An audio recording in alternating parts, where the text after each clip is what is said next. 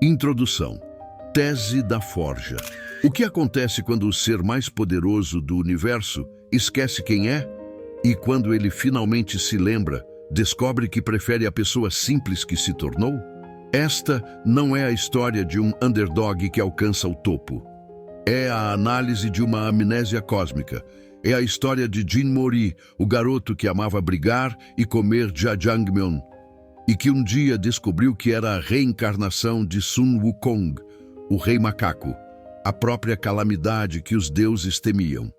Nos próximos minutos, vamos desvendar as camadas da consciência de Mori.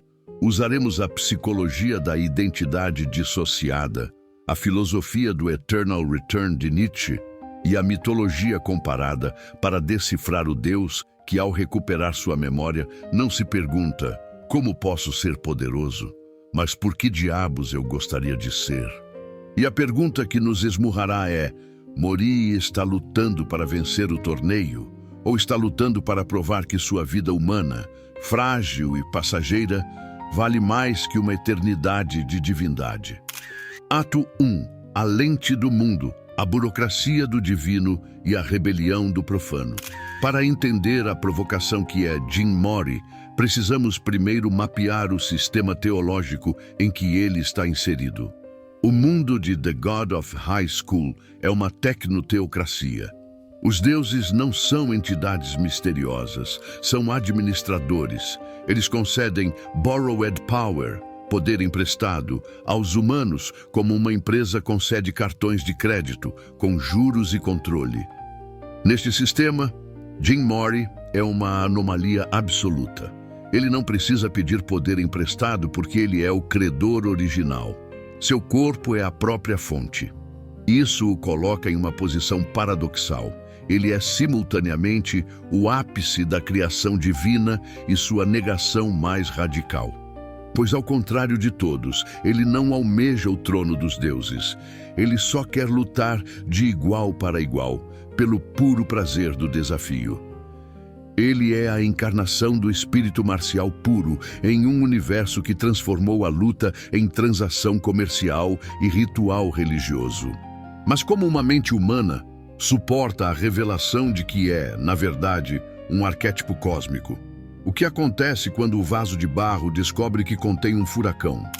Ato 2. A arquitetura da psique, a amnésia como presente e o trauma da eternidade. A psique de Mori é um campo de batalha entre duas memórias. A memória finita de Jin Mori, o órfão que ama seus amigos, e a memória infinita de Sun Wukong, o imortal que viu eras nascerem e morrerem. Vamos dissecar essa fissura. 1. O esquecimento como atalho para a autenticidade. O esquecimento de Mori não foi um acidente, foi um ato de defesa psicológica. A consciência plena de Sun Wukong carrega o tédio de milênios, a solidão do absoluto, a culpa de guerras celestiais. A mente de uma criança não suportaria. Então, a psique se fragmenta. A persona Jin Mori é uma ilha de simplicidade criada no oceano da complexidade divina. Ele não está fingindo ser humano. Ele é humano, porque essa é a única identidade que sua consciência atual consegue processar. 2. A fraude do herói, o complexo do impostor cósmico.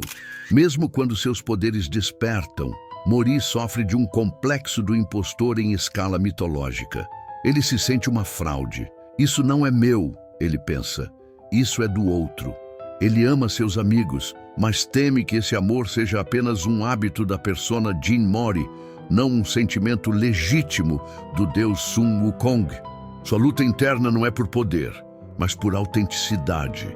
Ele precisa descobrir se o garoto que ri e briga é real, ou apenas um sonho que o Deus está tendo. 3. A ira do rei.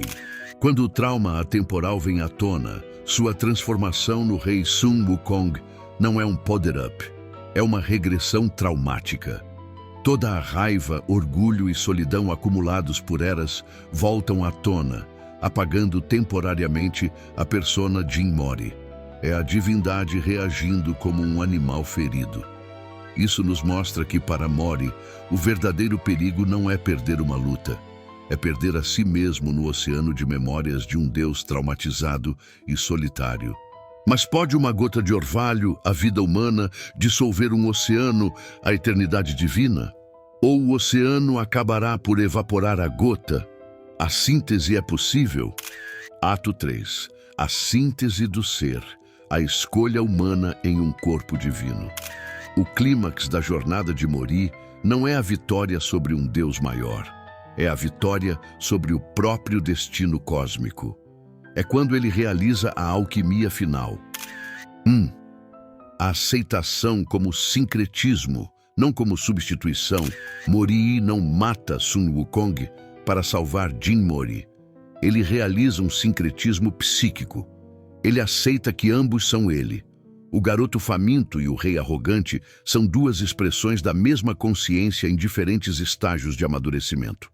Ele entende que sua humanidade não é uma ilusão, é a camada mais recente e preciosa de um ser eterno. Um diamante não deixa de ser carbono sob pressão extrema. Ele se torna algo mais raro. Mori é o carbono humano que decidiu conscientemente manter sua forma mesmo sob a pressão da divindade. 2. O poder como extensão do laço, não do ego. Sua técnica final, o que torna seu Yeui verdadeiramente imparável, não é alimentada pelo orgulho de Sun Wukong. É alimentada pelo desejo humano de proteger. Ele descobre que o poder divino, quando direcionado por motivações humanas, amor, lealdade, compaixão, atinge um patamar que a mera ambição dos deuses nunca alcançará. Ele não usa poder emprestado. Ele empresta seu propósito humano ao poder divino. Essa é a verdadeira inversão que destrói a hierarquia celestial. 3. O legado do limiar, o Deus que virou ponte. No final, Mori não se torna um Deus que vive entre humanos. Ele se torna um limiar vivo. Ele prova que a suposta fraqueza da finitude, o apego, a vulnerabilidade, a morte, é, na verdade, a fonte de um poder que a imortalidade não pode compreender. O poder de dar significado ao momento. Seu legado não é um trono, mas um precedente cósmico. Um ser supremo que, tendo experimentado a trivialidade gloriosa da vida humana, escolheu voltar para ela. É a maior heresia e a maior redenção possível. E nessa escolha aparentemente simples, preferir Jajangmyeon com amigos à adoração eterna, encontramos uma revolução espiritual de proporções épicas. Conclusão. O convite à reflexão. Jin Mori não nos ensina a sermos os mais fortes. Ele nos ensina que a força, em seu ápice absoluto, é inútil sem um motivo verdadeiramente humano para usá-la.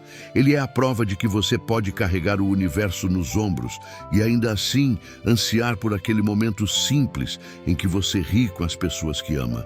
Todos nós carregamos nossas próprias divindades internas.